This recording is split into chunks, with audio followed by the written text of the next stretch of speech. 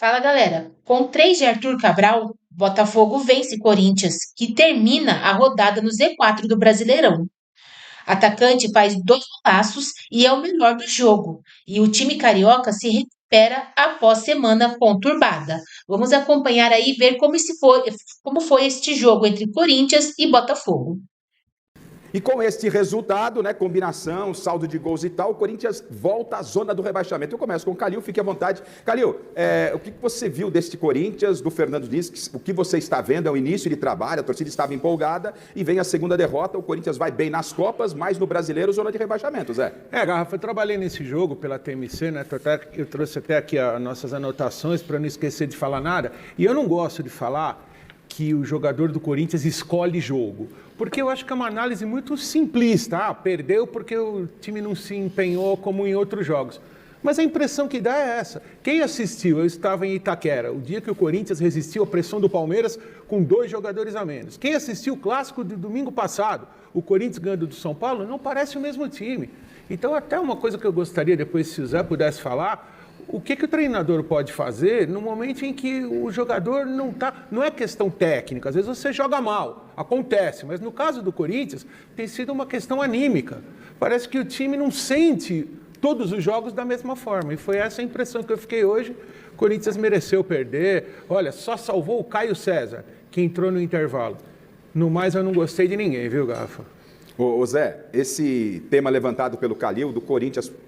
Não sei se o termo pode ser escolher jogo, mas fica evidente que quando está nas Copas é um time que parece que está com a faca nos dentes. E no Brasileiro, que não briga pelo título, mas briga para fugir de rebaixamento, o Corinthians tem uma postura diferente. É um trabalho que o Diniz vai ter de conversar com a rapaziada, acertar isso, Zé? Vai, eu acho que ele vai. Mas eu particularmente gosto do trabalho dele. Eu acho que ele trabalha bem, eu já vi ele mudando algumas coisas em alguns jogadores, dando confiança, dando credibilidade, fazendo com que o jogador cresça, evolua. E eu acho que é uma questão de tempo, mas acredito que, lógico, quando o Corinthians joga uma Copa, joga campeonatos mais de são tiros curtos, assim, eu acho que tem jogado melhor. Eu gosto muito do Fernando Diniz também. Eu queria aproveitar até a presença do Zé como um dos grandes treinadores do mundo, né? O Fernando Diniz tem algumas particularidades, né, Zé? Ele tem um jeito peculiar de ser, ele tem algumas demonstrações de ser um técnico diferente dos outros, inclusive na forma de lidar com os jogadores. Essa semana ele protagonizou mais uma cena que chamou a atenção de todo mundo, ele xingando ali o jogador, que xingou de volta, e ele fazendo aquele escarcéu na beirada do campo. E você é um cara mais sereno, um cara mais calmo, quando tem que dar bronca também dá. Mas como é que você analisa o psicólogo Fernando Diniz? Porque ele é psicólogo de formação. Ele é psicólogo de formação, mas eu acho que é certo. O problema é assim, dentro de campo, na hora que você está quente, né? A cabeça quente, a coisa acontecendo. Você pede para o cara marcar, ele recuou. O cara atacar, ele segurou. Enfim, o técnico tem que tomar uma atitude. Né? Eu vejo ele assim, a cara do Corinthians, ele vai para cima, ele está querendo que o jogador melhore, evolua, que o jogador jogue para frente o tempo inteiro, tecnicamente que o jogador melhore. Mas eu vejo ele assim, cobrando nos momentos certos, ele querendo que o jogador faça o que tem que ser feito para o time. Eu acho que ele é um treinador que pensa muito no time e tenta muito entrar na cabeça do jogador para que ele evolua, para que ele entenda o que é atitude, o que é comprometimento com o time. Então eu sou muito fã do trabalho dele, eu acho que vai dar certo. É bem verdade, Garrafa, que nas Copas, o Corinthians, não só o Corinthians, os times brasileiros, eles enfrentam times muito abaixo tecnicamente, muito ruim. E no Campeonato Brasileiro é diferente, né? Você pega o Bragantino, você pega o Grêmio, pega o Inter, o Botafogo, né? Que hoje voltou a jogar bem, a vencer, porque estava na fase ruim. Mas estava com o time desfalcado, jogou com uma equipe considerada reserva, porque teve um jogo pesado com a Chape, Miller. Sim, mas independente disso, hoje o Botafogo jogou levemente, jogou solto e mereceu a vitória, como disse o Calil. O Corinthians, os gols que tomou, eu estava falando com o Zé aqui, os gols de erros individuais.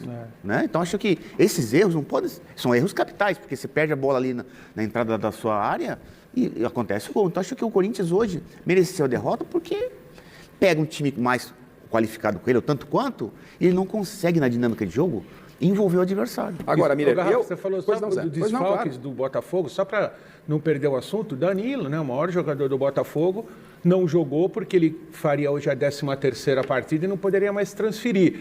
E você vê, isso foi noticiado quando o time estava quase Em cima da subindo hora. para o campo, Em cima da hora. igual aconteceu com o Hulk outro dia. Então eu até apontei o Corinthians como favorito, porque eu pensei, pô, essa perda do Danilo, na hora de subir para o campo, vai abalar o Botafogo. Mas na hora que a bola rolou, foi exatamente o contrário que a gente viu, né? Garrafa? Agora, eu pergunto a vocês, eu e o Miller, o Paulo Sérgio, até o Alex aqui, a gente tem defendido muito essa ideia de jogos quarta e domingo, que a gente entende que dá para jogar. E o Diniz, quando ele vem para o Corinthians, ele começa a quebrar esse paradigma. Ele tem colocado o Corinthians numa sequência de jogos, meio de semana e final de semana. Tanto é verdade que no jogo contra o Barra, onde o Corinthians jogava por um empate contra o Barra em casa, muita gente entendia que era a hora que ele ia dar o refresco para a equipe, ele colocou praticamente a força máxima. Será que o boleto está chegando do desgaste físico? Ele não poupa, o Diniz não poupa ninguém. É a característica dele. Na sua época não tinha muito isso, né, Zé? Quando você estava trabalhando no futebol, era quarta, domingo. Hoje a gente vê diferentemente essa situação.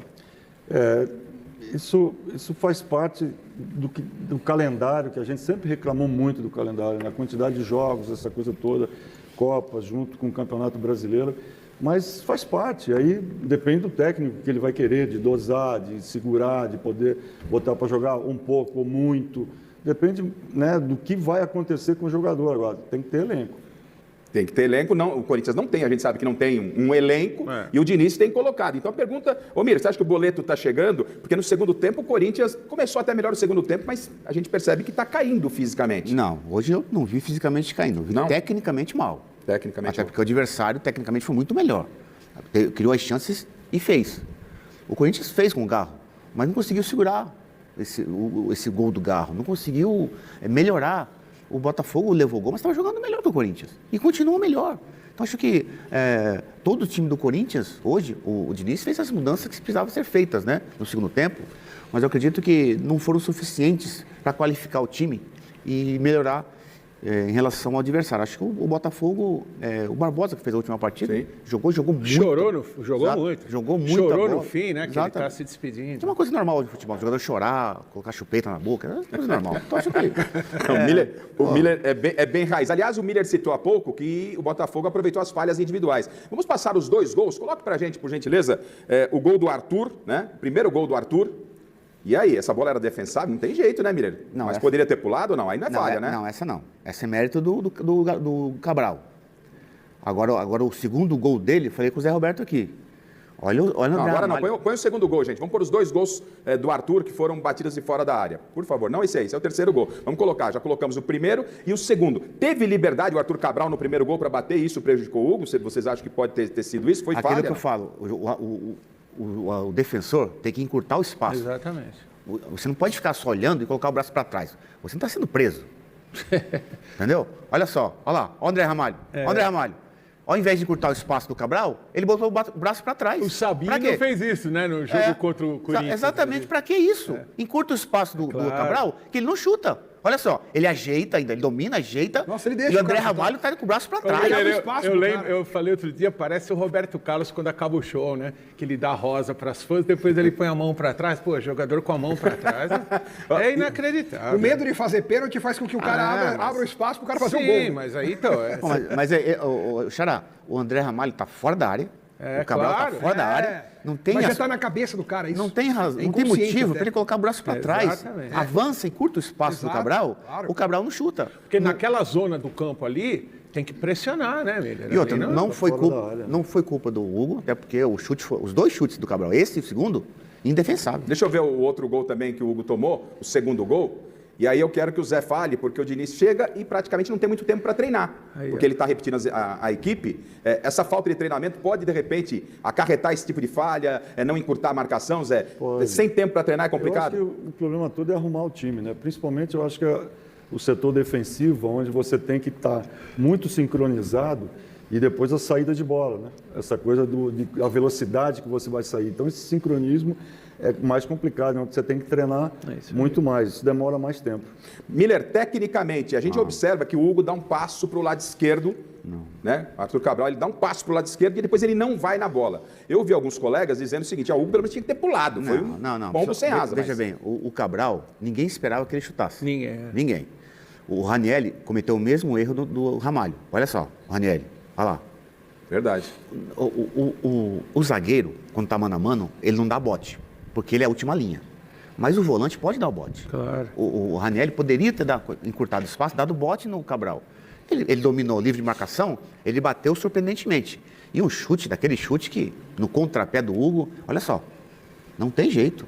Muita gente na frente do Hugo, então mérito total do garoto do Botafogo. E o Botafogo vencia por 1-0, o Corinthians chega ao gol de empate com o Garro. Coloque o gol do Garro, porque o Garro é outro jogador, e aí a gente tem um técnico aqui, obviamente é de vôlei, mas é o técnico que entende a cabeça do jogador. A chegada do Diniz muda o comportamento do Rodrigo Garro. O Garro não fazia um gol desde fevereiro, mas com o Diniz ele vem numa crescente, pegou a tarja de capitão, ele era reserva com o Dorival. Era muita gente... Às vezes nem reserva. Nem reserva, era a terceira, quarta opção. E quando chega o treinador, Zé, o Diniz, ele dá a faixa de capitão, me parece que obviamente teve uma conversa com o Garro, mexeu com a confiança do jogador, ele começa a comandar o time na ausência do Memphis, não é? Dá assistência e hoje marca também o gol. O papel do treinador na ascensão do Garro, é uma conversa, Zé? Eu acho que não é só, é o fato de você olhar no olho e você estar junto, e o cara sentir que você confia, acredita e que ele tem possibilidade de melhorar. E assim, o que eu posso te ajudar? Onde é que a gente pode caminhar? O que a gente pode fazer para tudo acontecer da melhor maneira possível?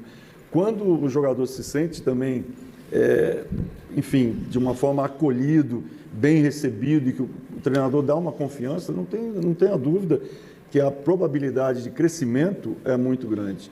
E aquela coisa, o que a Fofão falou ali, vai que eu confio em você. Exatamente. Né? E é isso que acontece. Olha os números, vamos fazer um comparativo. Peraí, você viu o gol do Corinthians?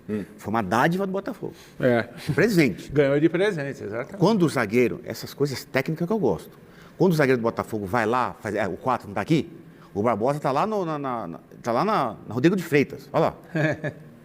Poxa, você vai vir jogar no Palmeiras, olha onde ele está. Se o meu zagueiro, o meu companheiro, está aberto, eu tenho que fechar a diagonal. Eu não posso estar aberto aqui, olha só. Olha só, o Garro recebe, onde ele está? Se você olhar pela outra câmera, olha só.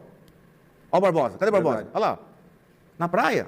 Pelo amor de Deus, fecha a diagonal, não acontece isso. Aliás, olha só, Miller, os números do Garro nas 3 temporadas do Corinthians. A de 2024 foi a melhor dele. Foram 62 jogos com 13 gols e 14 assistências. 2025 ele já diminui para quase metade dos jogos, são 38 jogos, apenas 2 gols na temporada 2025 e 6 assistências. E já em 2026, muito graças à chegada do Diniz, em 29 partidas são 2 gols com 11 assistências. Calil, é outro jogador?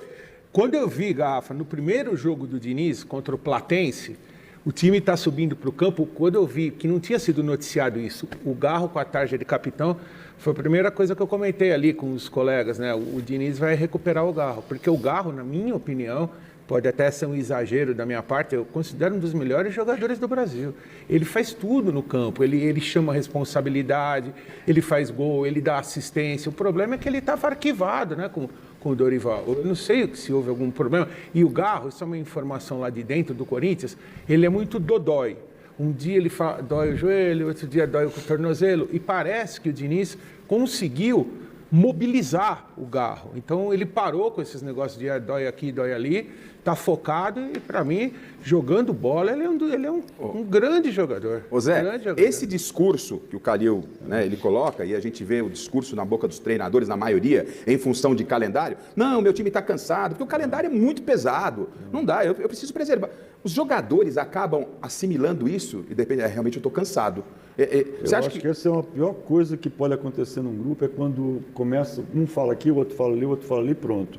Dissemina essa ideia de cansaço e todo mundo se sente cansado. Sabe, tem aquele cara que diz assim, não, eu estou bem, vambora, eu estou bem, o outro está bem. Isso passa, energia passa, química passa. Se todo mundo começar, ó Deus, ó vida, acabou. Ninguém vai para lugar nenhum. Então, quando um técnico vem a público numa coletiva e fala que o principal problema do time não jogar bem é o cansaço, você acha que isso já passa para o grupo? Depende, assim, O técnico não pode dizer muito isso. Ele tem que ficar... É que tem um que fala toda a coletiva. Isso. É complicado. Dê nomes, Alex Miller. Não coloque nas entrelinhas, dê nomes. Não, vários técnicos reclamam. Mas quem tem falado o Renato muito? Gaúcho reclama todas as coletivas e o Abel Ferreira também. Ah, entendi. Toda vez, inclusive nessa semana mesmo, no último jogo da Libertadores, perguntaram para o Abel por que o Palmeiras caiu de produção. É o cansaço. Quer dizer, então ele toda hora falando, é o cansaço, reclama do calendário, reclama da falta de descanso, de 2, 3 dias entre os jogos é muito pouco. Isso aí, de repente, de tanto que ele fala, acaba entrando na cabeça de todo mundo, Zé. O Miller lembra, né, o Garrafa, quando o Tele era o treinador de São Paulo jogava domingo, terça, quinta e domingo. E o Tele, não sei se você... Acho que não que era ideal também, né? Não era ideal, mas eu me lembro que o Tele reunia os jogadores e falava, alguém está com algum problema aí? Alguém está cansado? Às vezes o Cafu falava, professor, hoje hoje eu jogo o Vitor. Às vezes o Miller falava, hoje eu não estou legal, entra o Macedo. Mas normalmente, né, jogava todo mundo. E não machucava ninguém. Não machucava ninguém. E hoje não avançou a medicina, é transcendente. Hoje, o jogador cai no chão, nesse gramado bom pra caramba, aí machuca.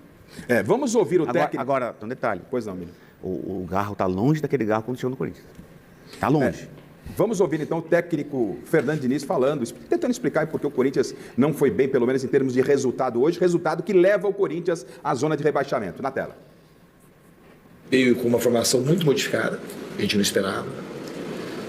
Mudou praticamente 5 jogadores que vinham jogando sistematicamente como titulares. O primeiro gol foi uma bola longa, que é uma coisa que eles iam fazer jogando com 2 atacantes. E a gente demorou para fazer um retorno para pegar a segunda bola ali e evitar o chute. E no segundo gol a gente tomou uma transição, que a gente devia ter feito a falta. E o cara acertou um chute de muito longe com rara felicidade. Segundo tempo a gente voltou bem melhor do que o Botafogo, na minha opinião, até tomar o terceiro gol. Um chutão para frente da bola do goleiro, a gente tomou o gol e aí o time deu uma esmorecida que não devia. Tá aí a explicação do Fernando Diniz. Agora, independentemente disso que ele colocou, que o time teve bons momentos na partida e tal, o Corinthians perdeu e ele vai à zona de rebaixamento. Temos a tabela de classificação nesse momento para a gente ouvir o Diniz falando sobre rebaixamento, porque o Corinthians, em função de critério de desempate, né? O Corinthians que toma o terceiro gol, ele entra na zona de rebaixamento, Terminou agora, o Flamengo perdeu, é isso? Empatou 1-1. Empatou 1-1, né? Gol de Pedro, hein? Será que o Pedro vai estar na Flamengo lista? empatou 1-1, daqui a pouco a gente fala de Palmeiras e Flamengo. Então, Palmeiras é líder com 35, Flamengo vice-líder 31, Fluminense é o terceiro, São Paulo é o quarto, Atlético Paranaense o quinto, Bragantino o sexto, aí vem o Coritiba em sétimo, Bahia o oitavo, Botafogo é o nono, Atlético Mineiro, que é o adversário do Corinthians no próximo final de semana, é o 10º, virando a página. Nós temos Internacional 11º, com 21 pontos, olha só, 21. O primeiro na zona de rebaixamento, que é o Corinthians, tem 18. O 11º tem 21. A diferença é muito pouca, muito curta. O Vasco é o 12º, o Cruzeiro é o 13º, Vitória na 14ª colocação, Grêmio 15º, Santos é o primeiro fora da zona de rebaixamento, com os mesmos 18 pontos de Grêmio e Corinthians, e o Corinthians, com este resultado, com os 3 gols sofridos, entra na zona de rebaixamento com 18 pontos, é o 17º. O Remo está tentando esboçar uma reação, 15º, o Mirassol 19º e Chapecoense na lanterna. O Corinthians, nós estamos quase na metade já do campeonato? Na verdade, hoje foi a 16ª, né? 16ª. A metade são 19. Está perto, estamos perto da metade do campeonato. E o Corinthians continua patinando e agora entrando novamente na zona de rebaixamento. O Diniz falou e demonstrou atenção. O Diniz demonstrou muita preocupação com a zona de rebaixamento. Vamos ouvi-lo. A primeira coisa que eu queria saber na hora que terminou o jogo foi se a gente tinha entrado na zona. É uma situação horrorosa, terrível, que a gente não pode permitir mais o Corinthians ficar nessa situação. É uma coisa muito desgostosa, muito ruim mesmo, pesa muito. Então é uma coisa, a gente tem uma obrigação de fazer de tudo que a gente tem que fazer para a gente não sair dessa zona e não voltar mais. A pergunta é clara para vocês. O Corinthians corre risco de rebaixamento? Eu acho que nenhum. Eu acho que a presença do Corinthians hoje na zona de rebaixamento é meramente circunstancial. Se você pegar, ele estava fora da zona até os minutos finais, né? Quando tomou o terceiro gol, quem estava na zona era o Santos. Entrou no saldo, né?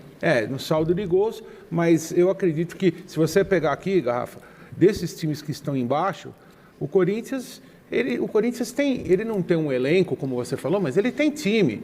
E o Corinthians, a hora que ele precisar, ele ganha 2 jogos aí e escapa. Eu acho que a situação do Santos, do próprio Grêmio, sabe? De outros times que estão aí, mas falando em termos de times grandes, né?